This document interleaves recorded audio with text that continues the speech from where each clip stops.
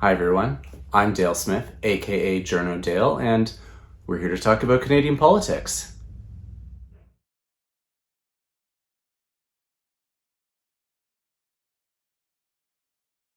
All right, I'm here this week with Supriya Dwivedi, who is the Senior Counsel at Enterprise Canada and Director of Policy and Engagement at the Centre for Media, Technology and Democracy at McGill University.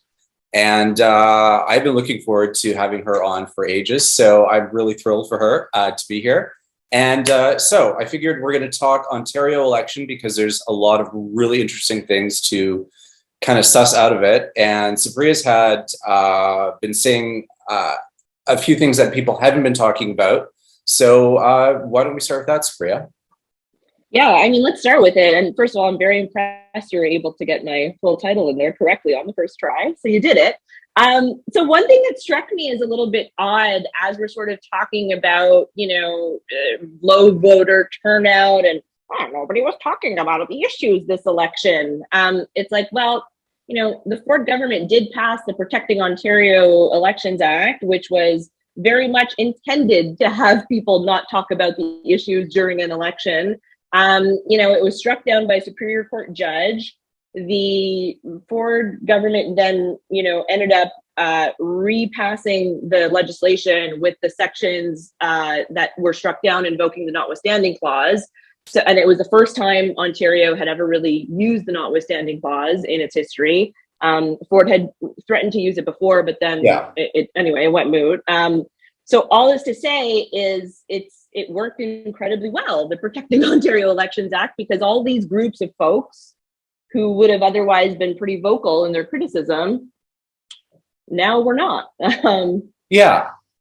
And that's something that actually, when you started talking about that, I was thinking about it because it made me wonder if the political parties in Ontario have become too reliant on those third-party groups to do 100%. that kind of messaging for them, because we don't really have those federally, because there's a lot stronger third-party laws federally, so they don't really factor into the equation for the most part. But my sense has become the parties in Ontario got too reliant on these groups and didn't know how to press forward on the issues as a result.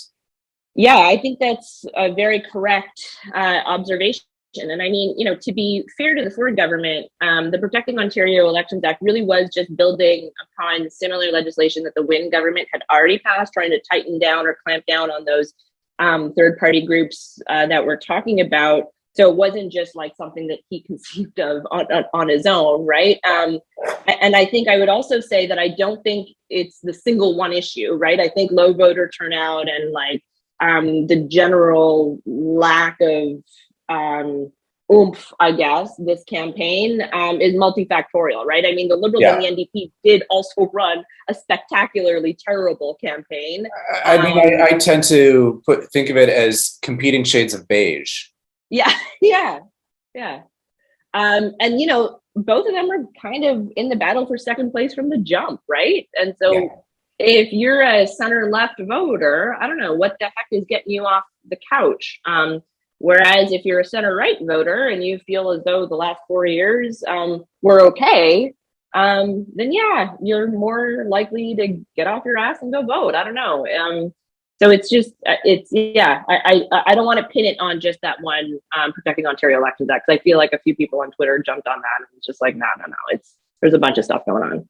No, for sure. But I just think the fact that was not mentioned at all in the grand narratives that people are trying to portray, I think does bear a little mentioning, because it did affect how the parties communicated. And I think the fact that the party leaders were not sharp in any of their criticisms or attacks was probably related to that. 100%. And I mean, to your point, and I touch on this a little bit because I did write a column about it for the National Observer, where I do think it's an indictment on our political reporting. The fact that this wasn't really mentioned at all throughout the campaign, particularly because it's not as though this wasn't a big deal at the time, right? Like it was a pretty big deal at the fact that he had invoked the notwithstanding clause and that he was going to pass it through. And there was a lot of talk at the time. And then I don't know, it's like we all injured our brains collectively and our hippocampus weren't working. And now here we are struggling to figure out like why turnout was low when there was like, I don't know. It's weird. And I mean, So I feel much like of the last 4 years just got memory hold, and I don't quite understand it. Yeah, and I think, there's so much focus on like horse race reporting that goes on, and like I get it, it's tough. Bureaus are trimmed, and you're always looking for the story of the day, but like these sorts of stories where you're digging a little deeper and trying to connect the dots of like how actual legislation impacts us and impacts democracy, I think is important. But there just doesn't really, I guess, seem to be an appetite for it or whatever. No, for sure. The other thing that I was thinking of in terms of the low voter turnout was I just kept going back to the lessons that the federal Liberals kind of learned in the Dion and Ignatieff years, kind of in the wilderness, where it was simply that their own voters weren't turning out. It wasn't that everyone had switched their votes to Harper. It was that the Liberal voters stayed home. And I think there's a lot of that was playing out in this particular election here. And I'm just wondering if you kind of get a similar read on that as well. Well, I think what both the Liberals and the NDP in Ontario made a mistake of is something federally I think Conservatives make quite a bit, and that's you're overestimating how much people actually viscerally hate your opponent, right? Yeah. And you can't put out like folks that have low name recognition against somebody that has like sky high name recognition, right? Irrespective of whether you like Doug Ford or not, everybody knows who the heck he is. Yeah. And it's similar for the prime minister. And so I think the Liberals and the NDP really do have to go back to the drawing board here and figure out, like as you pointed out, why their voters stayed home and what they need to do in order to, excite those voters again. And I would just say, it seems from my vantage point, and again, this is like my own bias here because I am a geriatric millennial, but you can't have all of your policies and all of your backroom folks not focusing on the like largest voting demographic in the province who are now like pushing middle age, right? And we're not these entitled brats that are coming up in the workplace now. Like, we have kids and again, we're old. Like, I don't know. No, I understand that. And I think, the policies that were being put forward were just there. Like, it wasn't like there was anything in there that was, the attempted thing for Buck a Ride, for example, was like missing the mark because it's not the reason why people aren't taking transit. The reason is because transit sucks to ride on when you have to spend an hour and a half for a 10-minute trip. Totally. There's no recognition in there that that's the cause you should be addressing. But that's one of those things that I just kind of shook my head at the whole time. And it's also one of those things that's been debunked too, right? Yeah. Time and time again, like Del Duca is not the first one to sort of come up with either a Buck a Ride or like a super subsidized transit, and like policy eggheads rolled over and been like, doesn't exactly always work.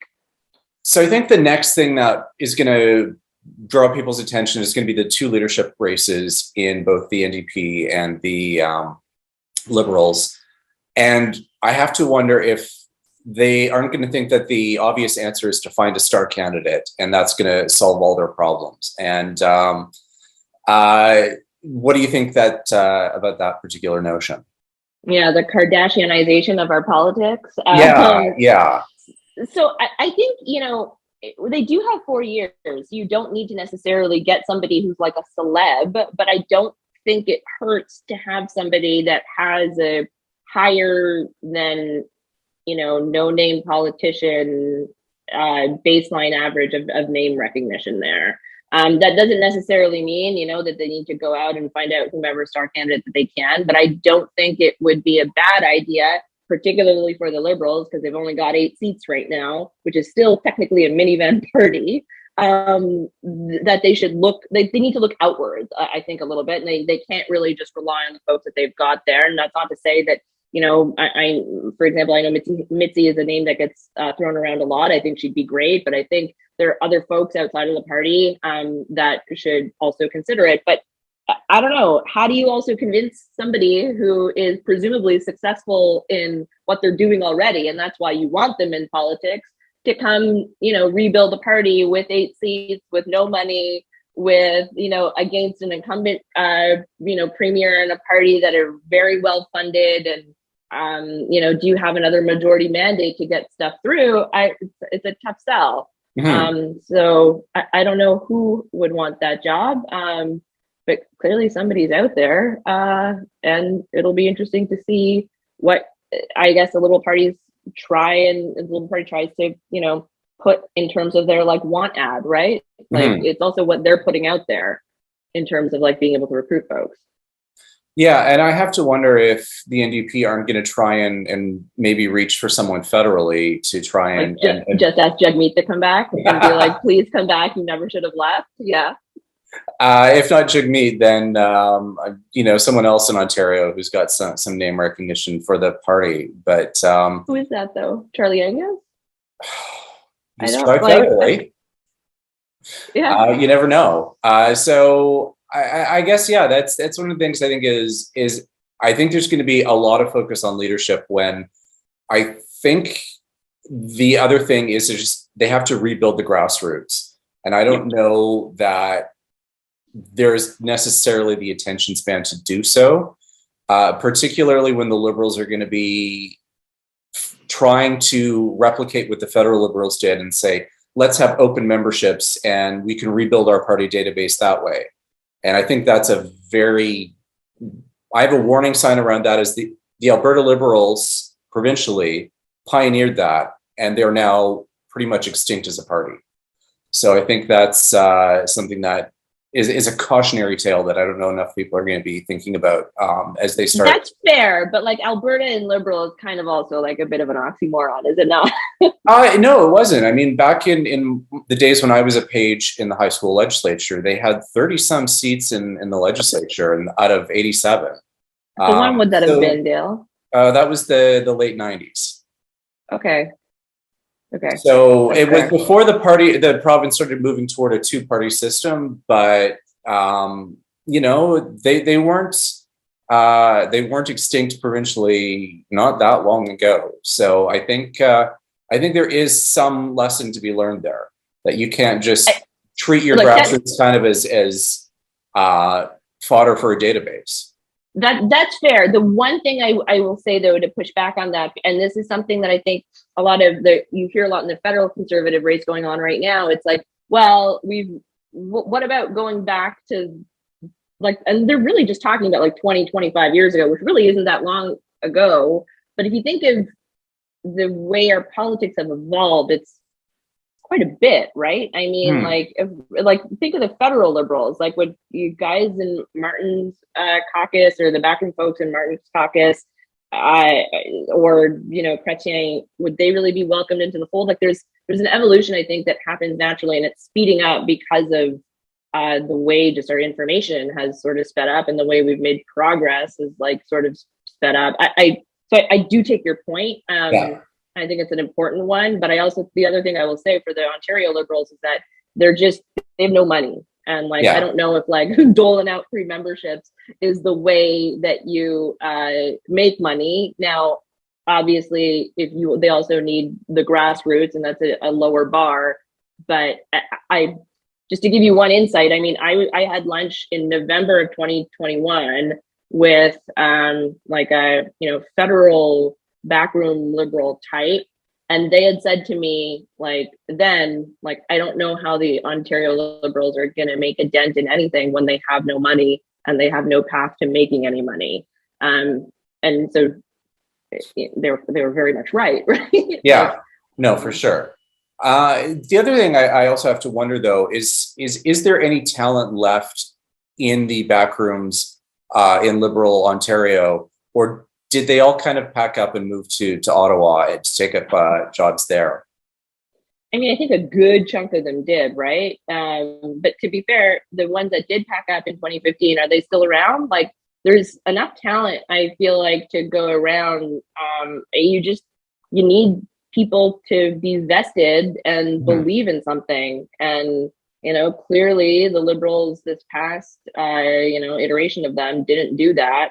And they've got to be able to do that because otherwise nobody's leaving successful jobs and steady pay to go take on a cause where it's like an uphill climb the entire 4 years. Yeah, for sure. All right. I'm such a Debbie Downer. Sorry. That's okay. All right. Thanks so much for doing this. A lot of good insight here, and we will definitely do this again in the future. Yeah, for sure. Thanks, Dale. All right. Thank you. And that's everything for this week. Join us again next week for some more Canadian politics. I'm Dale Smith. That's at journo_Dale on Twitter. And don't forget to like the video, share, subscribe, and support us on Patreon. Thanks, everyone.